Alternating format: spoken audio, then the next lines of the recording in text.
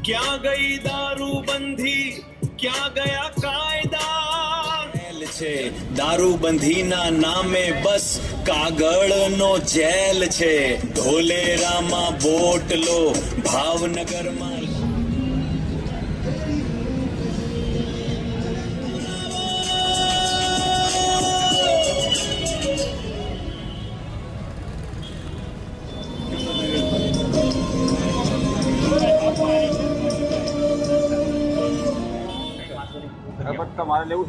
ગાંધી અને સરદારના ગુજરાતમાં જ્યારે આપણા આ રાજ્યની અંદર દારૂબંધી હોય છતાંય આજે પડદા પાછળ જે પ્રમાણે સરકારની તિજોરી ભરવા માટે હપ્તાખોરી કરવા માટે ભ્રષ્ટાચાર કરવા માટે પોલીસ તંત્રનો દુરુપયોગ કરીને જે પ્રમાણે આજે દારૂની છૂટ રેલમ છેલ આ ગુજરાતની અંદર જ્યારે હોય અને ઘણી વખત કોંગ્રેસ દ્વારા આ બાબતને લઈને વારંવાર અમે ધરણા પ્રદર્શન કર્યા, વિરોધ પ્રદર્શન કર્યા, લેખિતમાં આવ્યું, છતાંય આ સરકારના આંખ અને કાન નથી ખુલતા.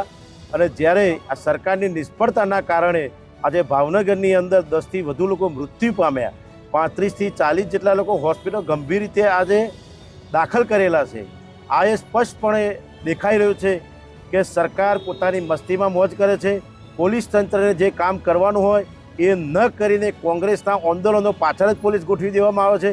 પ્રજાના પ્રશ્નો ઉઠાવવાના હોય ત્યારે પોલીસની જે કામગીરી છે, અડ્ડાઓ બંધ કરાવવા, ગુનાખોરી બંધ કરવી, ભ્રષ્ટાચાર બંધ કરો, એની જગ્યાએ સરકારની સુરક્ષામાં, સરકારની પેલી વ્યવસ્થામાં કોંગ્રેસ જ્યારે પ્રજાના પ્રશ્નો ઉઠાવે ત્યારે પરમિશનો ન આપવી અને એવા જે કાર્યક્રમો કરતા હોય પ્રજાના પ્રશ્નોને એમાં પોલીસ તંત્રનો દુરુપયોગ કરવાનો.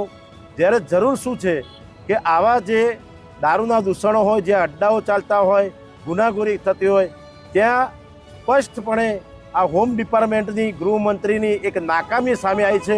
અને આજે આ સરકારની ગુણ નાકામીને કારણે બિચારા નિર્દોષ લોકો આજે મૃત્યુ પામે છે. એ બાબતને લઈને આજે જિલ્લા કોંગ્રેસ અરવલ્લી આજે મોડાસા 4 રસ્તા ખાતે વિરોધ પ્રદર્શન કરી અને ધરણાનું પ્રદર્શન કરવામાં આવેલ છે. કોંગ્રેસની માગણી છે કે સરકાર આ બાબતને કડક કાયદો બનાવવો જોઈએ. જે પ્રમાણે આજે ગુજરાતમાં દારૂબંધી હોય અને છતાંય રેલમછેલ થતી હોય, જ્યાં જુઓ તે મળતો હોય, કઈ જગ્યાએ નથી મળતો તમે કહો ત્યાં અમે સબૂત આપી દઈએ.